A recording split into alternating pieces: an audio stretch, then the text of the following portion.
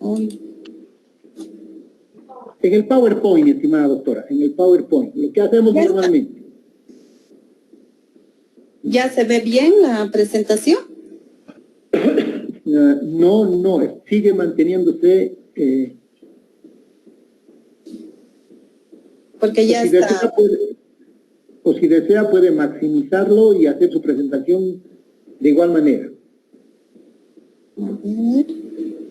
A ver, cámbielo, doctora.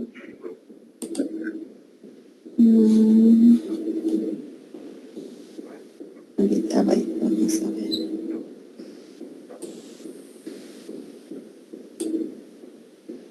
¿Ahora se ve o no, licenciado? No. Oh. La anterior curso que realizamos no tuvimos no hubo problema. Sí, estaba perfecto. A ver, intentes normal estos pequeños detalles.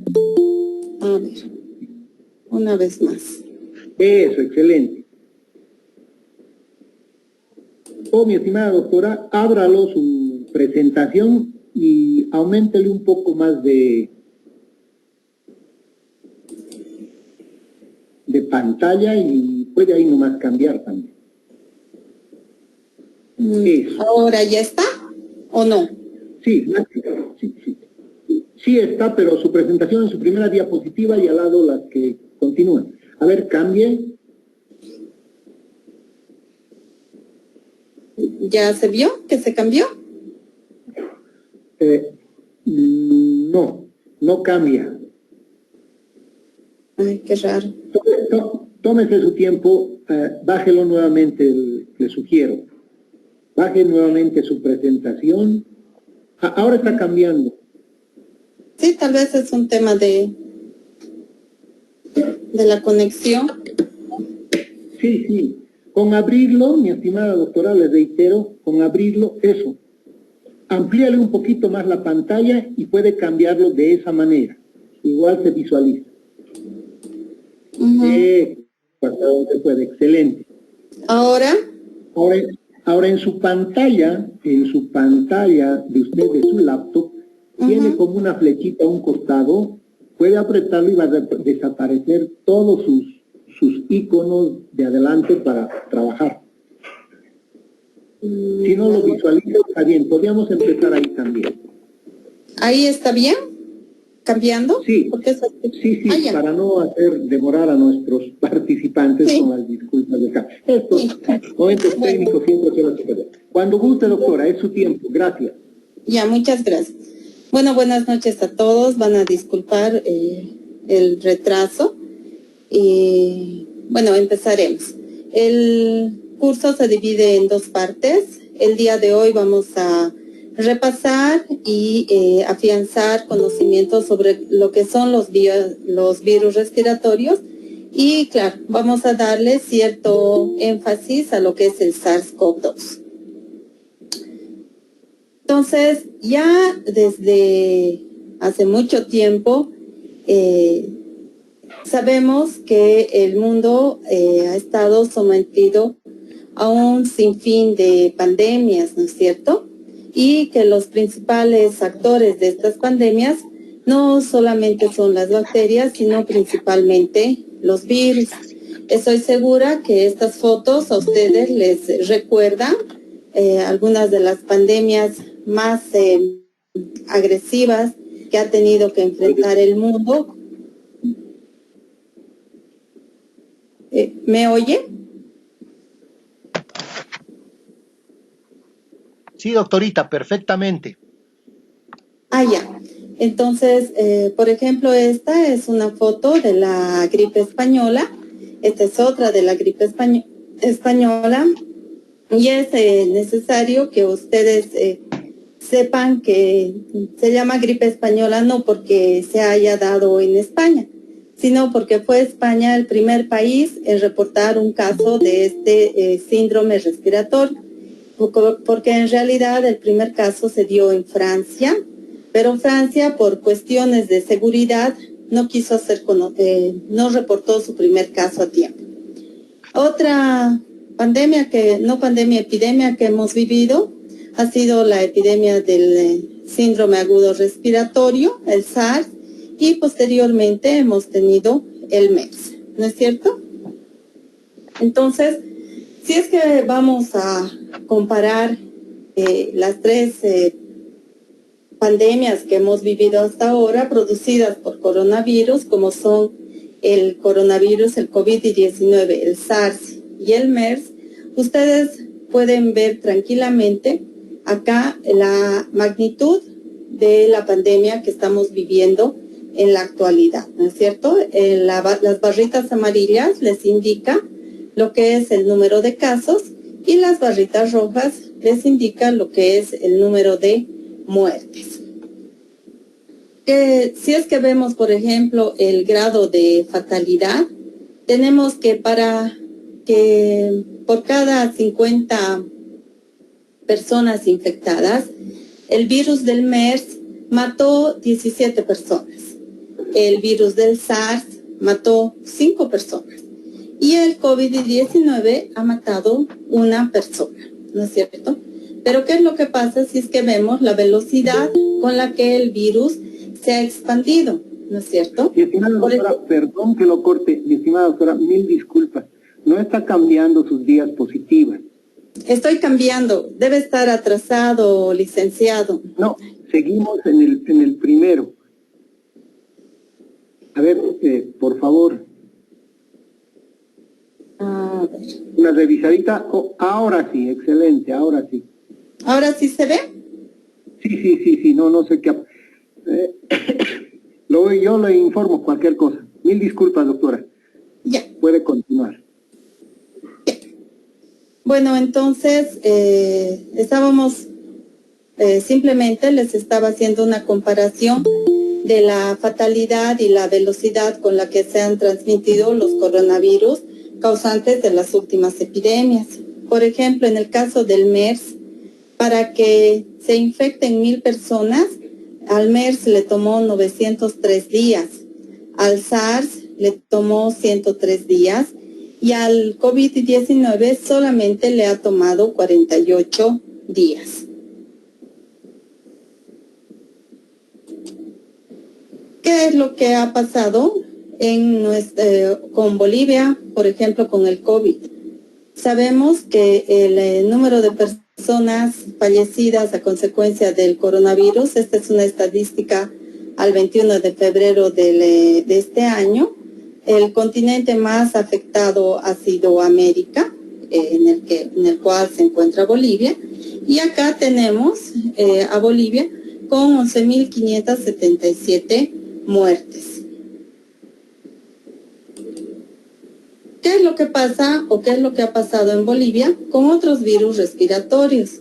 Por ejemplo, con la influenza, ustedes pueden ver acá los casos confirmados están en amarillo y los casos sospechosos, cuando es blanco, significa que no hay ningún caso sospechoso. Este rosado es de 1,26 casos sospechosos, este rosado más fuerte es de 27 a 74 casos sospechosos y el rojo es de 75 a 377 casos sospechosos. Esta es una estadística del año 2017. Entonces, ¿qué es lo que ustedes pueden ver? Que, por ejemplo, los departamentos de La Paz, Santa Cruz, han sido los más afectados por el virus de la influenza, el H1N1. Después vino Cochabamba y posteriormente tenemos al resto del departamento, exceptuando Pando, que no sabemos por qué razón no ha reportado ningún caso en este año, ¿no? En este cuadrito simplemente es para mostrarles cuál es la vigilancia de los virus respiratorios, en este caso de enero a mayo del 2010.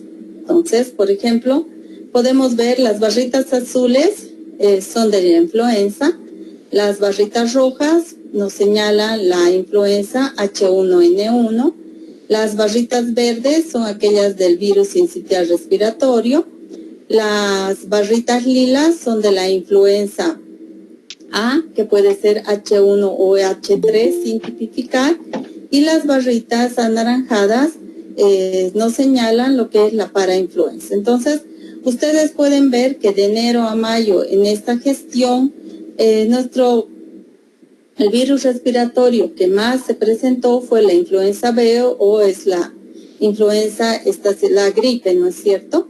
Y luego tenemos la influenza, la H1N1 y posteriormente el virus sincitial respiratorio. Posteriormente, esto está en porcentajes, entonces un 71% de casos reportados por enfermedades respiratorias agudas son debidas al virus, a la influenza B, un 5% son debido a la influenza H1N1, un 21% van a ser al virus sincitial respiratorio, un 1% va a ser a la influenza A de origen H1 o H3 sin tipificar.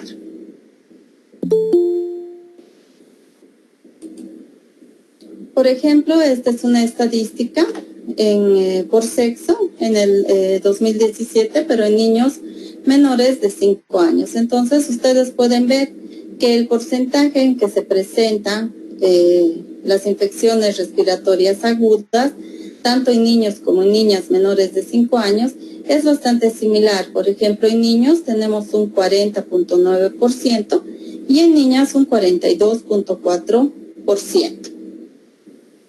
Acá vemos cuando se diferencia el área urbana del área rural. Entonces, ustedes pueden ver que en total un 39.5% en el área urbana reportan casos de infecciones respiratorias agudas y en el área rural un 46.5%. ¿Qué es lo que pasa en Cochabamba? En Cochabamba lo que tenemos, por ejemplo, respecto a las infecciones respiratorias agudas por semana epidemiológica y por edad, tenemos que los grupos más afectados son los niños, ¿no es cierto? Especialmente los niños menores de 5 años, luego vienen los niños de 5 a 9 años y luego la tendencia va a ir disminuyendo. Esta es la tasa de letalidad del H1N1 durante esta misma gestión, que es la del 2000 hasta el 2014. Entonces, ustedes pueden ver que cuando apareció el H1N1, empezamos con una letalidad del 2.7%, luego el 2010 bajó a 1.4%, luego subió a 2.3%, 2.1%, se mantuvo relativamente estable. El 2013, por ejemplo, no se reportaron muertos, mientras que en Cochabamba, mientras que el 2014 hubo una subida de esta tasa de letalidad al 8.6%. ¿Qué es lo que pasa cuando nosotros comparamos el número de casos positivos y sospechosos? Entonces, ustedes pueden ver que en el 2009 realmente enfrentamos lo que era la epidemia del H1N1 y posteriormente la tendencia fue a disminuyendo. ¿Por qué era importante hacerles este breve pantallazo de las cifras? Primero, para que ustedes se den cuenta que sí, en este momento estamos todos enfocados en el COVID-19, pero que sin embargo en nuestro país también hemos tenido que enfrentar otras epidemias como ser la de la influenza y también tenemos otros virus respiratorios que también causan muerte, mortalidad y morbilidad en nuestro país y en nuestro departamento. Entonces, ¿qué son las infecciones respiratorias agudas? ¿No es cierto? Son infecciones que van a causar una alta morbilidad y mortalidad. Y las infecciones respiratorias agudas virales son las principales causas de hospitalización, especialmente en niños y en adultos mayores. Por ejemplo, en los Estados Unidos, la influenza estacional, o sea, la influenza B, causa más de 200.000 hospitalizaciones y más de 10.000 millones de dólares en costos médicos. Sería interesante saber cuánto se gasta en nuestro país. Desafortunadamente, esos datos no están disponibles. Después, existen poblaciones específicas que son mucho más susceptibles a adquirir estas infecciones respiratorias agudas, por ejemplo, los pacientes inmunodeprimidos, los recién nacidos, los pacientes con enfermedad pulmonar crónica. Otro aspecto que es importante tomar en cuenta es que muchas veces uno adquiere una infección respiratoria aguda y no acude a un centro médico y empieza un tratamiento con antibióticos, ¿no? Y es un tratamiento empírico. Este uso indiscriminado de antibióticos para tratar las infecciones respiratorias agudas está precipitando lo que es la resistencia a los antibióticos. Entonces, los virus respiratorios que circulan con mayor frecuencia en todos los continentes son agentes endémicos o epidémicos, y entre estos tenemos la influenza. Por ejemplo, el año pasado, si es que ustedes se fijan, a nivel mundial, los casos de influenza han disminuido. ¿Por qué han disminuido? Por el uso de las barreras de protección, ¿no es cierto? Por el uso de barbijos se ha logrado frenar la transmisión de la influenza, y las estadísticas y los reportes de la OMS indican claramente que el número de casos es bastante bajo comparado con lo que era la gestión 2019 o 2018. Otro de los virus que circulan en todos los países, incluido el nuestro, es el virus sincitial respiratorio, el virus de la parainfluenza, el metaneumovirus, los rinovirus, los coronavirus, a los cuales vamos a prestarle especial atención en lo que sigue de la charla, los adenovirus y los bocavirus, ¿no es cierto? No se dispone de vacunas ni fármacos antivirales para todos estos virus que circulan en el país y en el mundo. Se ha avanzado muchísimo en lo que es su biología y en la relación en lo que es el huésped parásito. En este momento ustedes saben que ya se ha iniciado, por ejemplo, la vacunación contra el COVID-19. Sin embargo, hay cierta controversia, existe cierto temor de la población, etcétera, por la rapidez con la que se han tenido que producir las vacunas, ¿no es cierto? Entonces, en este cuadrito, lo que tenemos es una clasificación de los virus respiratorios que ya les dije. Por ejemplo, el virus sincitial respiratorio, que tiene dos grupos, un grupo A, un grupo B. El virus de la parainfluenza, que tiene diferentes tipos, 1, 2, 3, 4. Los adenovirus. Y este grupo, que es el que nosotros vamos a estudiarlo luego, que son los coronavirus humanos, que se han descrito 4 tipos, que son el OC43, el 229E, el NL o NH y el HKU1. Entonces, ¿cómo infectan estos virus respiratorios? Entonces, tenemos que recordar que nuestro tracto respiratorio se encuentra dividido en dos partes, un tracto respiratorio de vías superiores y luego tenemos de vías inferiores. Entonces, por ejemplo, si es que ustedes ven en las vías superiores, los virus que infectan son los rinovirus, los coronavirus humanos, los adenovirus, el virus de la influenza, los metaneumovirus y el virus de la influenza.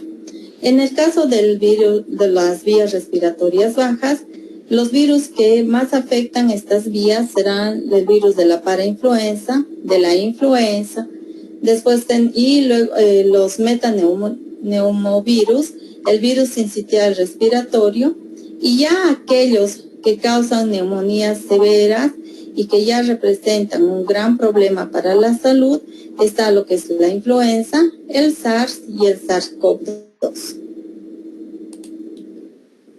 Entonces, ¿cómo se producen estas infecciones virales? Ustedes ya lo conocen, solamente es para recordarles, es un virus infecta las células de la mucosa respiratoria cuando el huésped inhala o entra en contacto directo con la mucosa de la nariz o de los ojos.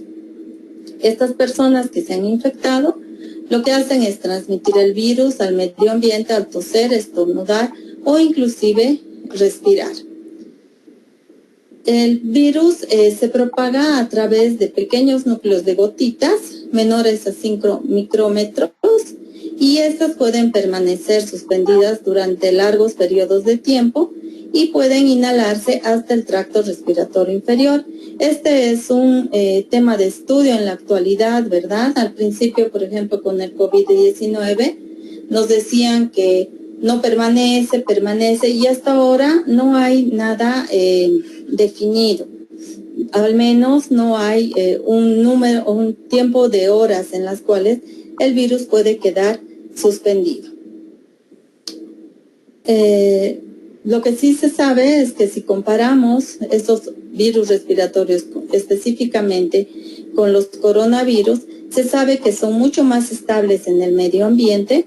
Por ejemplo, su viabilidad es más larga cuando están en las superficies o cuando se encuentran suspendidas en el aire.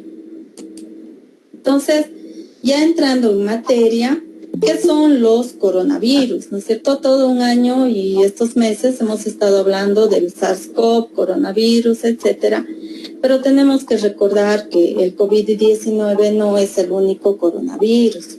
Entonces, estos coronavirus son partículas en forma de corona, ¿no es cierto? Que tienen picos que sobresalen de su superficie y por eso se los ha llamado coronavirus.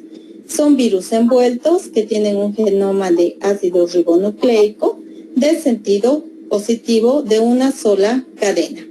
Y su material genético va a medir de 26 a 32 kilobases. Y actualmente son los virus más grandes cuando se compara con otros virus ARN. Como ya les dije, los coronavirus humanos tenemos el 200, que los vamos a llamar desde ahora HCOV, son el 229E, el NL63, el OC43 y el HKU1. Estos virus solamente causan resfriados comunes en la mayor parte de la población. Luego tenemos el coronavirus del síndrome respiratorio agudo severo, que es el SARS-CoV, ¿no es cierto?, que fue reportado por primera vez en el 2002. Y luego tenemos el coronavirus del síndrome respiratorio de Oriente Medio, que es el MERS-CoV, que fue reportado en el 2012 y que tiene una mortalidad relativamente alta. ¿Recuerdan el dibujito que la diapositiva con las barritas? Entonces, este MERS es el más letal. Y luego tenemos el SARS-CoV-2, que en este momento seguimos en epidemia, ¿no es cierto? Lo que es importante y en este momento mucho más es recordar que las tasas de mutación de estos coronavirus son moderadas a altas comparados con otros virus RNA. ¿Eso qué quiere decir? Que estos virus pueden cambiar fácilmente y ocasionar lo que se está llamando en este momento, ustedes saben, las variantes, ¿no es cierto? Entonces, simplemente para resumir, la taxonomía de los coronavirus es así. El orden se llaman nidovirales, familia Coronaviridae, y tenemos los alfa coronavirus, los beta coronavirus, los gamma coronavirus y los delta coronavirus, ¿no es cierto? Y dentro de los beta coronavirus, nosotros vamos a tener a los virus que han causado más problemas o que han sido responsables de las epidemias y pandemias. Es el SARS-CoV, el MERS-CoV y el SARS-CoV-2. Bueno, esto simplemente para quienes no conocen, estos son los árboles filogenéticos que se construyen de las familias. Por ejemplo, este es el árbol filogenético de los coronavirus. ¿Cómo se hace eso? Un grupo de Alemania reporta un coronavirus y hace la secuenciación y lo nombra, ¿no es cierto? Otro grupo, no sé, de Brasil hace la secuenciación y lo nombra. Entonces, en base a estimaciones, por ejemplo, esta es una forma, el MLE, son programas estadísticos que lo que hacen es el alineamiento de las secuencias. Entonces, de acuerdo a al porcentaje de similitud que tengan estas secuencias que han sido reportadas en las bases de datos, por ejemplo, PubMed tiene una base de datos de secuencias, entonces se construye qué tan cerca están los virus unos de otros, ¿no es cierto? Entonces acá, por ejemplo, tenemos todos los beta coronavirus que les indique el SARS, el SARS-CoV-2 y el MERS. Entonces, ¿cuándo aparecieron estos coronavirus? Miren, el primer coronavirus humano, el NL63, fue reportado ya en 1200, ¿no es cierto? En el 1200. En el 1700 y 1800 se reportó el segundo coronavirus humano, que es el 229E. En 1890 se reportó lo que es el OC43 y en 1950 se reportó lo que es el HKU1. Después vinieron seguidos, ¿no es cierto? En 2002 tenemos al SARS-CoV, el 2012 tenemos al MERS-CoV y bueno, actualmente desde finales del 2019 ya se reportó lo que es el SARS-CoV-2. Entonces, primeramente les voy a dar una pequeña introducción de lo que son los coronavirus humanos no relacionados con los SARS. Vamos a hablar de lo que es el OC43, el 229E, el NL o NH y el HKU1. Entonces, poseen o comparten una estructura muy similar. Acá ustedes pueden verla. Tiene picos largos en forma de pétalos muy espaciados que le confieren al virus una forma de corona. Esta envoltura viral contiene una nucleocápside, tiene un ARN monocatenario, quiere decir una sola cadena positiva, y mide de 27 a 32 kilobases. Entonces, acá está un poco de la historia, que ya la hemos visto, entonces la vamos a pasar y vamos a entrar directamente a cómo se transmiten estos coronavirus humanos. Estos se transmiten por vía respiratoria y en un estudio experimental se vio que cuando se infecta a un voluntario, el virus es eliminado aproximadamente durante 5 días, comenzando 48 horas después de la infección, que es aproximadamente el momento en el que aparecen los síntomas.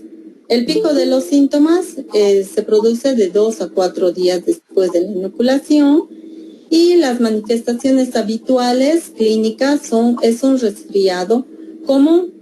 Sin embargo, estos coronavirus humanos pueden llegar a causar enfermedades más graves en huéspedes muy jóvenes, niños, en ancianos y en pacientes inmunodeprimidos. El periodo de incubación es más o menos de 6 a 7 días y la duración de la enfermedad es igual.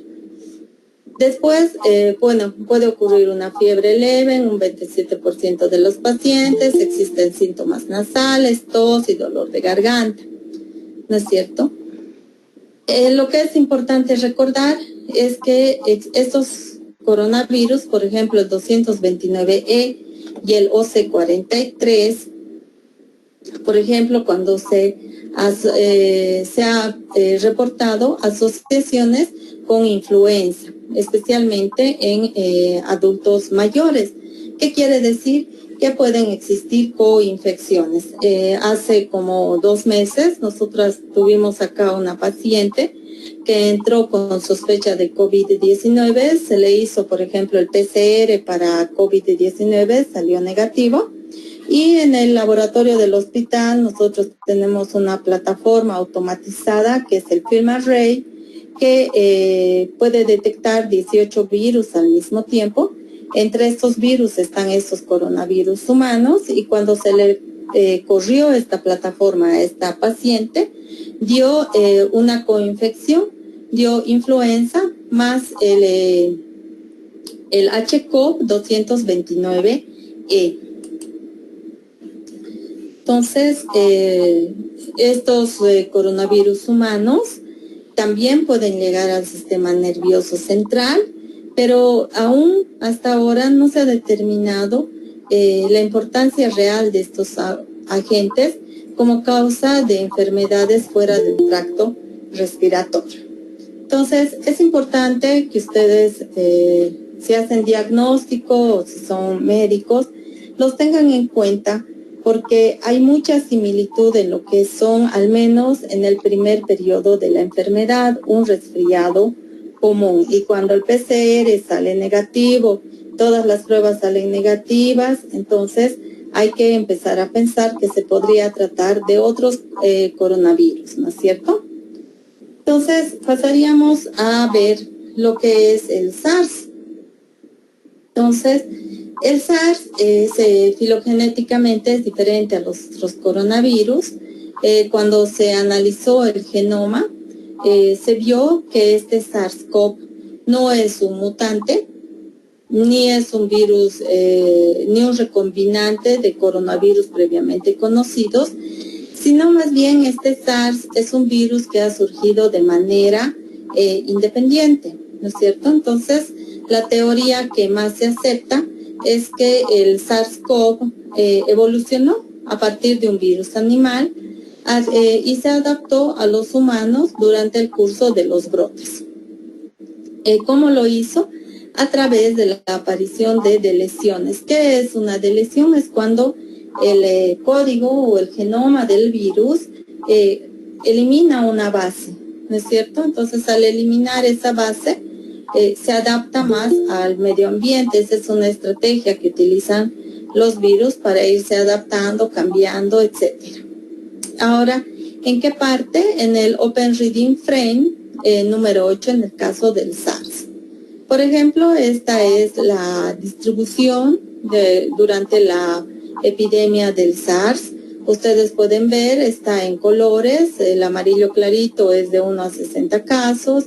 El amarillo fuerte es de 61 a 200 casos, el café más fuerte es de 200 a 500, un café mucho más fuerte es de 501 a 1000, y luego un café más oscuro es de más de 1000 casos. Ustedes, si es que se toman la molestia, pueden comparar este mapa con la distribución del COVID-19 y se van a quedar sorprendidos. Y la primera pregunta que se van a hacer es, ¿por qué no se expandió el SARS? ¿Cómo se está expandiendo o cómo se expande el SARS-CoV-2? Es una pregunta que mañana se las dejo de tarea para que mañana la resolvamos. Entonces, aquí ustedes tienen un poco de la historia natural de la enfermedad del SARS. Se descubrió en Foshan, China, el 2002. Las infecciones se produjeron por contacto directo o indirecto con los pacientes. En julio del 2003, se había extendido a más de 30 países, causando 8.096 casos notificados y 774 muertes. Después de este tiempo, no se detectaron más infecciones y la pandemia del SARS se declaró terminada, ¿no es cierto? ¿Dónde se aisló este SARS-CoV? Se aisló en las civetas, que son unos animalitos, en un mercado de animales vivos en Guangdong. Es una historia que a todos ustedes les va a parecer similar. Lo único que difiere es el tipo de virus y la localización, ¿no es cierto? Otros animales como los perros, los mapaches y otros trabajadores humanos también demostraron tener evidencia de esta infección viral. Muchos estudios han demostrado que los reservorios, y hoy en día se confirma eso, que los reservorios de estos coronavirus para el SARS-CoV y el MERS-CoV son los murciélagos, ¿no es cierto? Hay una controversia en cuál es el huésped intermediario. En este caso, en el del SARS-CoV, no existe o no existía suficiente evidencia para decir que las civetas eran los huéspedes intermediarios. En el 2003, ¿qué pasó? Este investigador investigó otro mercado de animales vivos en la misma provincia de Guangdong, y lo que hizo fue tomaron muestras de varios animales, ¿no es cierto? Y a estas muestras les hicieron un PCR en tiempo real para detectar o no la presencia de SARS-CoV, y mostraron que las muestras fueron positivas en 4 de estos 6 animales, ¿no es cierto? Tenemos en los murciélagos, sí, y mientras que fueron negativos en los castores, en el hurón, en el tejón, en el gato doméstico y en los perros. Entonces, hasta ahora hemos dado un pantallazo de lo que son estos virus, coronavirus. Entonces, ¿qué es lo que pasa si los ponemos a los 3 juntos? No he hecho una explicación de lo que es el SARS-CoV-2, porque hasta el momento ya todos sabemos, ¿no es cierto? Entonces, cuando ponemos a los 3 virus juntos, podemos decir que los 3 son muy similares en estructura, que sus proteínas principales, es decir, sus proteínas estructurales, comparten estas, y son las proteínas la S, la E, la M y la N, y poseen las proteínas no estructurales, ¿no es cierto? Después, todos estos, los 3 virus, dependen de su proteína S para identificar a los objetivos celulares y fusionarse con las membranas. Estas proteínas S están compuestas por subunidades S1 y S2, y van a ser pues las responsables de unirse a los receptores de las células del epitelio respiratorio y de otros tejidos. Entonces, ¿cuál es la diferencia si se tienen el mismo receptor? Esa es la diferencia, ¿no es cierto? El SARS-CoV y el SARS-CoV-2 el SARS-CoV-2 reconoce a la ACE2 y al CD147, mientras que el SARS-CoV solo reconoce a la AC. Y el MERS tiene otro receptor que es el DPP4. Después, la función de sus proteínas accesorias y no estructurales se encuentra relacionada con lo que es la replicación y el ensamblaje viral, por lo que está asociada o vinculada a la virulencia.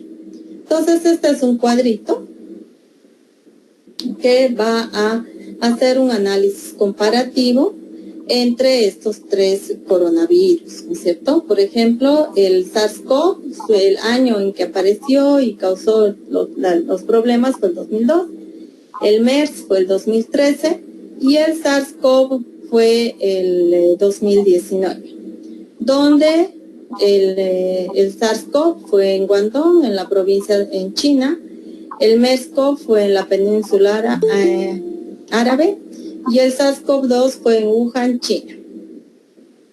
Esto es interesante. En el SARS-CoV, el número de países infectados fue 29, en el MERS fue 27, y hasta la publicación de este artículo, el número de países infectados fue 213. Su reservorio de estos virus, en los 3 casos, serán los murciélagos, y sus huéspedes intermediarios, acá están las civetas, y en el MERS serán los camellos, y en el SARS-CoV-2 aún hay controversia, ¿no? Por eso los autores todavía no han puesto un animal o un huésped definitivo.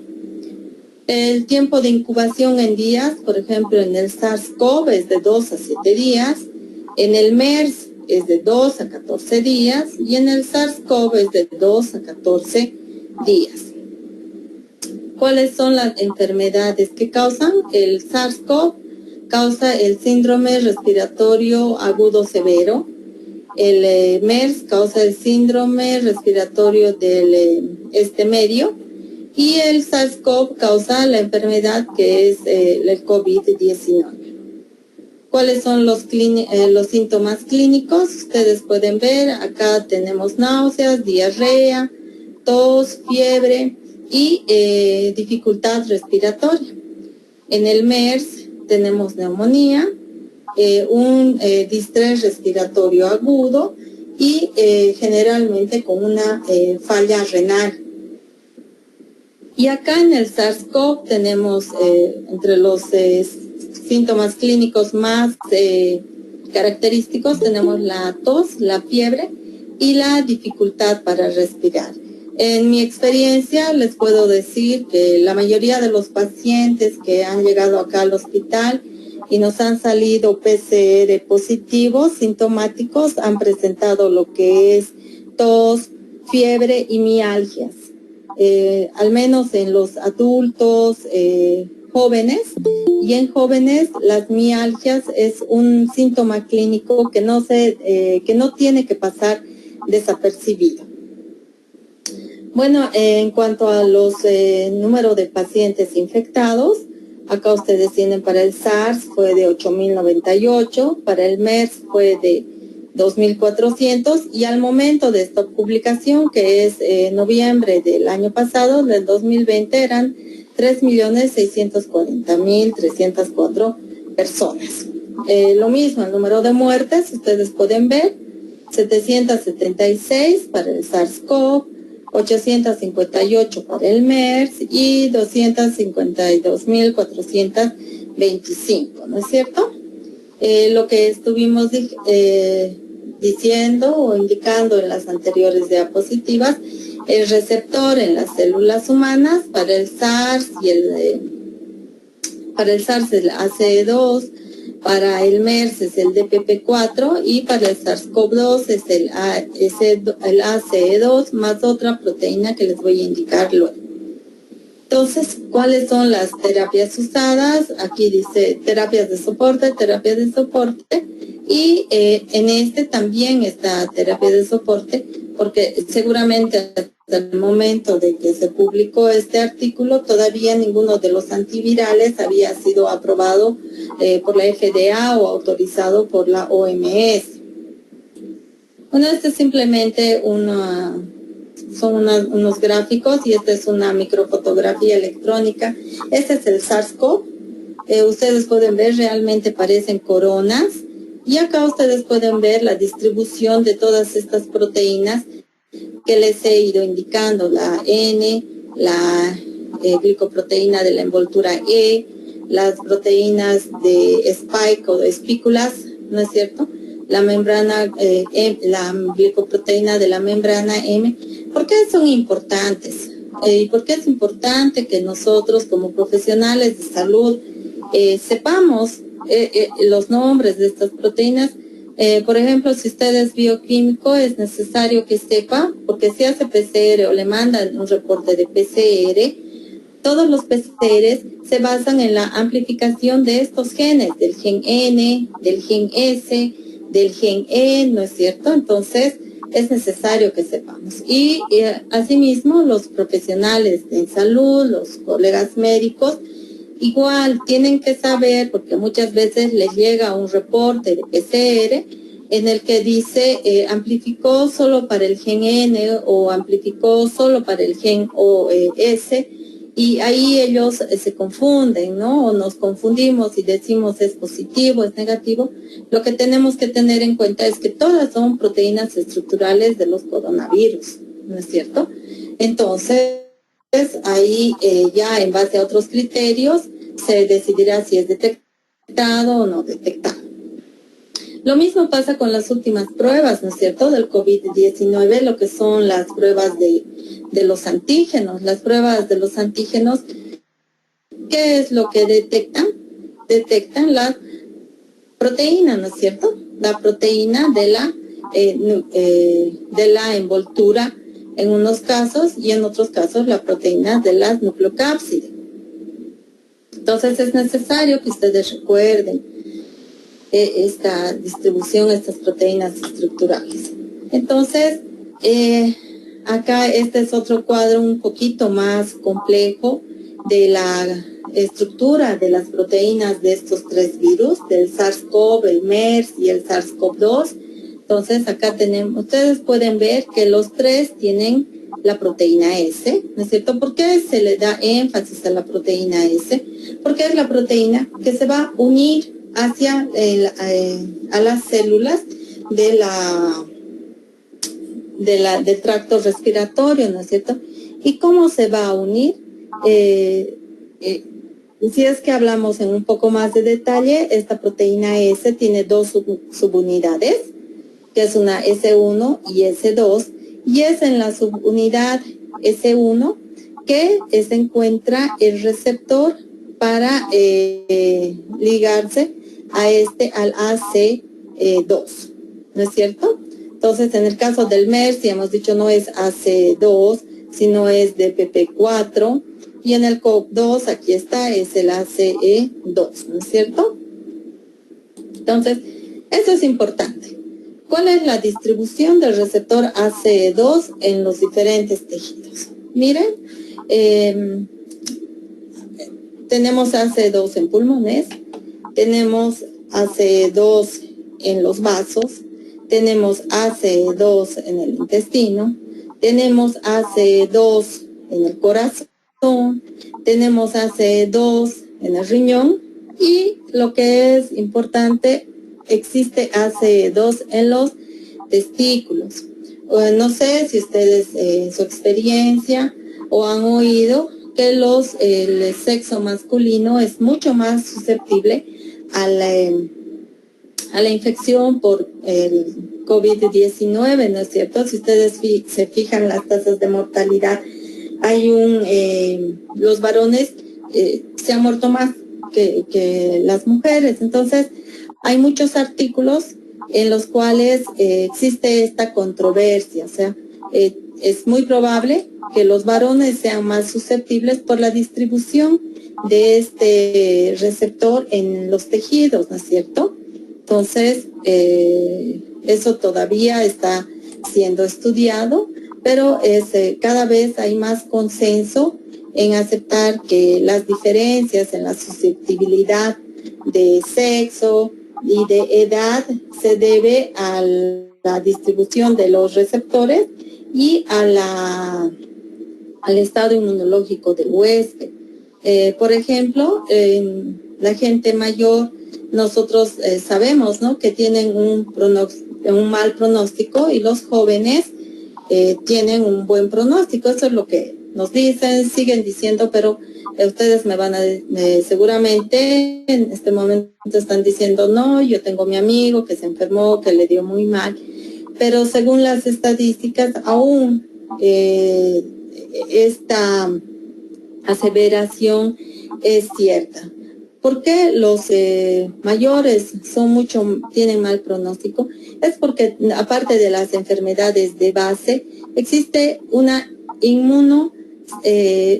¿cómo les podría decir? Una inmunovejez. O sea, como ya son mayores, ya inclusive el sistema inmune no va a responder ni va a tener la capacidad de tener respuestas inmunorrobustas, tanto de tipo humoral como de tipo celular. Bueno, este es un cuadrito un poquito más complicado, que lo que nos indica es la patogenia del SARS-CoV, del MERS y del SARS-CoV-2. Entonces, simplemente nosotros vamos a describirla a grandes rasgos, acá tenemos los virus del SARS-CoV y del SARS-CoV-2. ¿Qué es lo que van a hacer? Se van a unir a este receptor, que ya saben en qué tejidos está distribuido, posiblemente al principio es en las vías respiratorias, y después, va a ocasionar una serie de reacciones que va a desencadenar lo que es la neumonía y una falla respiratoria, ¿no es cierto? ¿Qué es lo que pasa? La infección con estos dos virus lo que produce son células inmunes y con la elevación de estas interleuquinas que son inflamatorias, por ejemplo la interleuquina 6, y existe una reducción de las células T, ¿no es cierto? Y por otro lado, no solamente va a dar neumonía, el fallo respiratorio, etcétera, sino que ya se ha reportado, ¿no es cierto? Ya sabemos que hay un daño agudo en el corazón y hay un daño agudo en los riñones, y estaba leyendo un artículo, en el cual también ya hay casos reportados de lo que es daño en el sistema nervioso, aunque aún no está bien documentado. ¿Qué es lo que pasa en el MERS? En el MERS se va a producir la infección, y lo que va a pasar es que las células dendríticas y los macrófagos, que es una respuesta inmune de primera línea, van a empezar a producir lo que son las citoquinas proinflamatorias, las quimoquinas, y se van a producir infiltrados. Esta respuesta proinflamatoria es tan fuerte, se ha llamado, ¿no?, la cascada inflamatoria, la tormenta inflamatoria en el COVID. Lo mismo pasa en el MERS, y lo que pasa es que se va a producir infiltrados en el tracto respiratorio bajo, y va a haber una severa inflamación, daño al tejido y ocasionando muerte. Ustedes saben, el MERS, tiene una letalidad muy, muy alta. Bueno, este es otro gráfico también un poquito más complejo, pero es bueno que ustedes sepan. Esto es lo que pasa en nuestra célula cuando uno se contagia o se infecta con el virus. Lo que pasa acá, tenemos un virus del COVID, se va a unir, ¿no es cierto?, a una célula del tracto respiratorio superior. Acá, mediante, ustedes ya saben que el receptor, el AC2, se va a producir una invaginación. De ese modo, este virus va a entrar dentro de la célula, y dentro de la célula, ¿qué es lo que va a hacer este virus? Por una serie de reacciones, ¿no es cierto?, va a empezar a producir sus proteínas, ¿sí? Entonces acá ha entrado, se ha liberado, se libera de su envoltura y solamente se queda el RNA, y luego ocurre una serie de reacciones y al final existe una transcripción subgénica que va a dar lugar a la producción de sus proteínas estructurales, como ser la S, la E, la de la membrana y la N de la nucleocápside, ¿no es cierto? Y luego va a haber lo que es la traducción, ¿no es cierto?, donde se va a dar esta traducción, se va a dar en el retículo endoplásmico. Acá se van estas proteínas se van a ensamblar y después van a ir al aparato de Golgi, donde van a madurar, y una vez que maduren, el virus se va a ensamblar y posteriormente, mediante otro proceso de invaginación, este virus va a ser liberado por exocitosis. Entonces, eso es lo que pasa. Imagínense, esto pasa en cada célula que tiene estos receptores. Bueno, entonces, este es solamente para que ustedes recuerden que para que pase esto, La persona infectada puede liberar sus virus al toser, al hablar, al estornudar, si tiene una carga viral muy alta al respirar e inclusive al cantar. Entonces, aún ya nos estemos vacunando y todo lo demás, es necesario que sigamos usando lo que son los barbijos, ¿no es cierto? Bueno, acá este grafiquito es mucho más bonito, simplemente nos describe las diferencias de la sintomatología entre el COVID, el MERS y el SARS, ¿no es cierto? En el COVID ya lo sabemos, el COVID-19, ¿no es cierto? En los casos severos existe un síndrome de distrés respiratorio agudo, un shock séptico, acidosis metabólica, coagulopatías, ¿no es cierto? TPs prolongados, TPs dímeros altos, procalcitoninas altas, etc. En el SARS tenemos fiebre, fatiga, disnea y generalmente el SARS causa asma y palpitaciones. Bueno, este es otro cuadrito que a ustedes sí les va a gustar.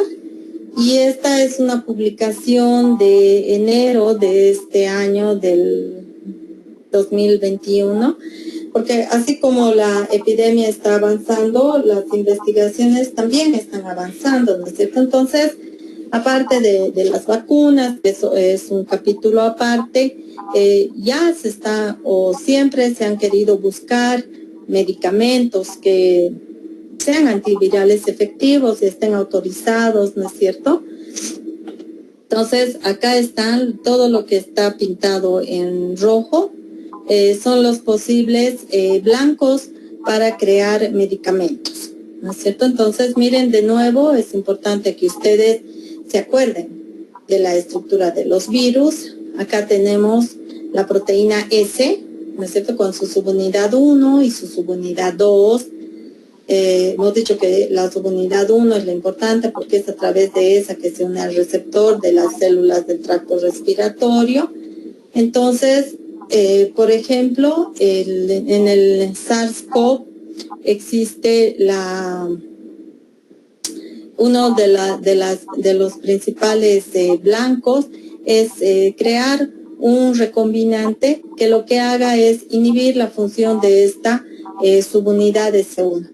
¿No es cierto? Entonces, si es que ustedes inhiben la función por medio de un medicamento que vaya y simplemente bloquee la acción de esta subunidad S1, entonces, ¿qué es lo que va a pasar? Lo que va a pasar es que el virus, aún nos infectemos, no va a poder unirse a las células, ¿no es cierto?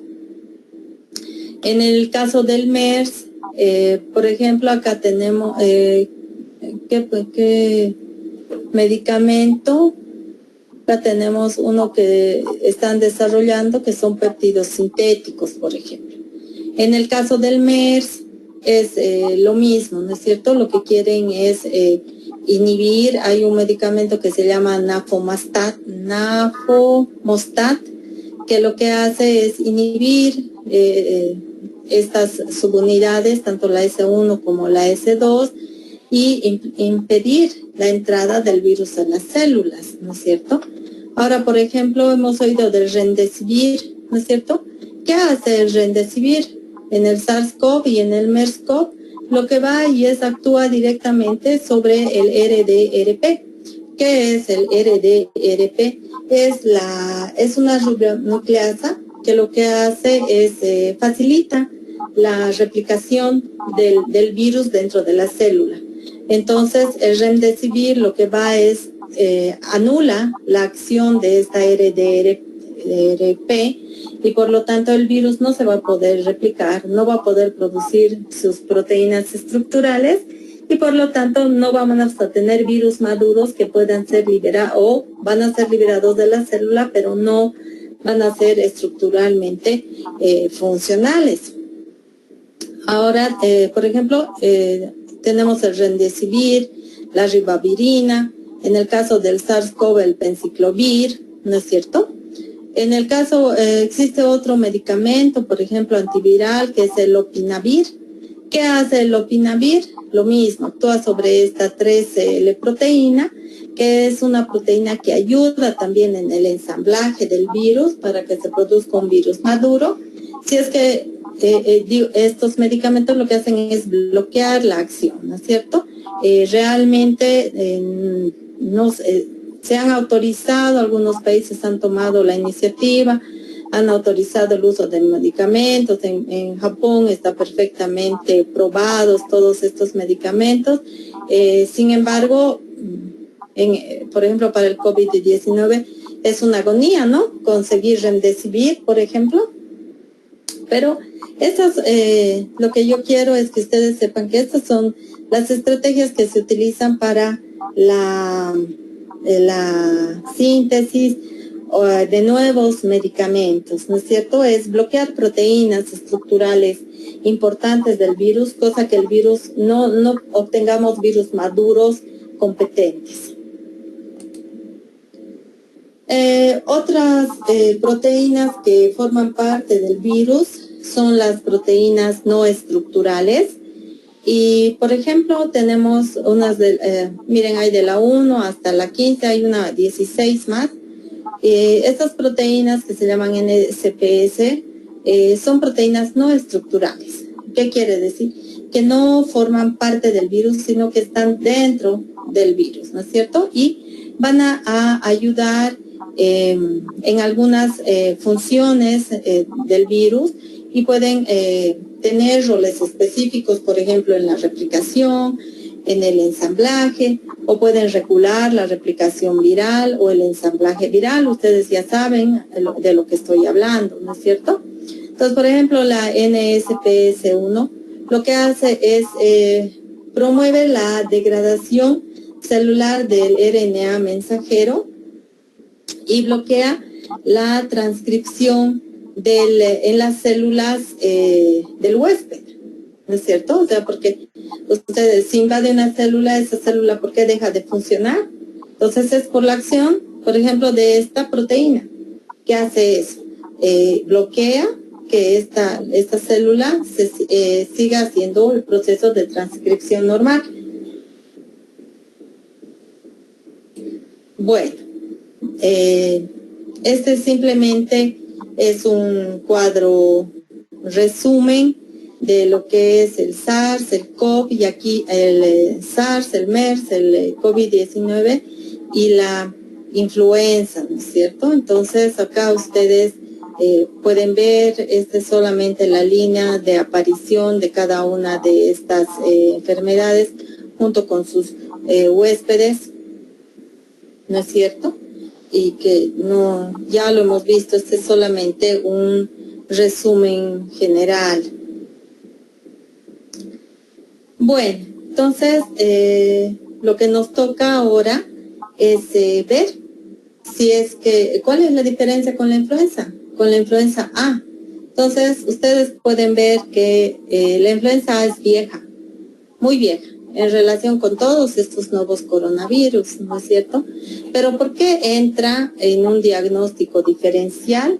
Porque al principio, en los periodos agudos de la enfermedad, existen síntomas y signos que son similares de alguna manera. Entonces, nosotros sí hemos visto estos tres. Simplemente la influenza fue reportada en 1918 en los Estados Unidos. Su reservorio natural son los pájaros, su reservorio intermediario, su huésped intermediario son los cerdos. El modo de contacto es el mismo que todos estos otros coronavirus, ¿no es cierto? Aerosoles. Ahora, el periodo de incubación de la influenza es bastante corto, ¿sabes? Son 2 días, ¿no es cierto? Ahora, este RO es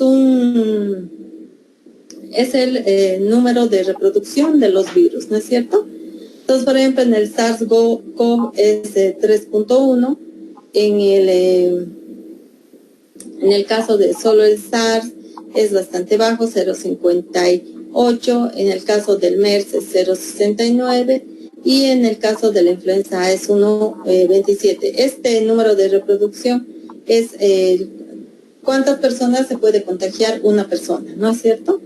Ahora, los receptores, ustedes ya hemos visto, es el ACE2 para los SARS-CoV y para el MERS es el DPP4. Y en el caso de la influenza también existen receptores en las células y estas son cualquier molécula que contenga ácido ciánico, ¿no es cierto? Entonces, ¿cuál es la manera en la que entran? Ya la hemos visto. En este reporte todavía estaba no descrito, pero en el que les he mostrado que desde el 2021 ya se describió. Entonces, acá, por ejemplo, en la influenza es una endocitosis mediada por receptores. En el caso del MERS es una fusión con la membrana celular.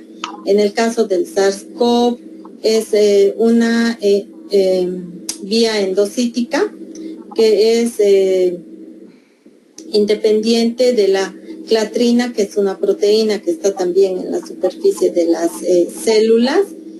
Y bueno, acá está el índice de mortalidad. Acá tenemos en el SARS-CoV-2 de 1 a 3%, en el SARS-CoV aproximadamente 15%, en el MERS 34%, y ustedes pueden ver la influenza es bastante baja, es de 0,1%. Entonces, no vamos a ver. Y eso es todo lo que estaba programado para el día de hoy. Para concluir mi charla, quisiera leerles una pequeña reflexión de este autor español que se llama Ramón Valles, que dice, la pandemia, o sea, se refiere a la pandemia del COVID-19, sí ha cambiado conductas y valores en las personas que la han vivido en los hospitales o en sus casas, o han contribuido de alguna manera para el bien humano común. Algunas de ellas son la esperanza de las generaciones futuras. Entonces, si tienen alguna pregunta, estoy dispuesta a responderla y muchas gracias. Muchísimas gracias a usted, mi estimada doctora Shirley Hierbas. Vamos a abrir el micrófono, vamos a permitir que nuestros participantes puedan hacer sus preguntas de manera directa. El espacio es de ustedes, por favor, doctores, doctora.